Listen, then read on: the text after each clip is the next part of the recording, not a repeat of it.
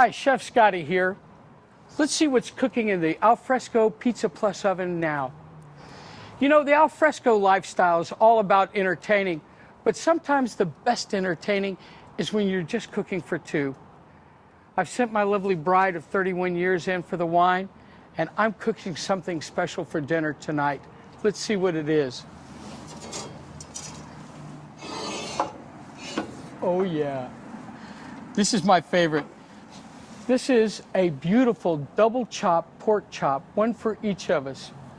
I've cooked it in an earthenware bowl. This is a great way to accessorize your pizza oven. I've got casserole dishes, little souffle cups and things like that to do anything from breakfast souffle to wonderful scalloped potatoes to wonderful seafood dishes at evening. Tonight, I've roasted both of these pork chops in this wonderful earthenware dish with a butternut squash roasted. Also, you'll note that I have on the bone a little bit of aluminum foil. This prevents the bones from roasting and kind of charring at the end, and it allows that marrow to bubble up through the bone and baste these pork chops with that wonderful marrow flavor. I have to tell you, if I was a domesticated barnyard animal, this is the way I'd want to be remembered.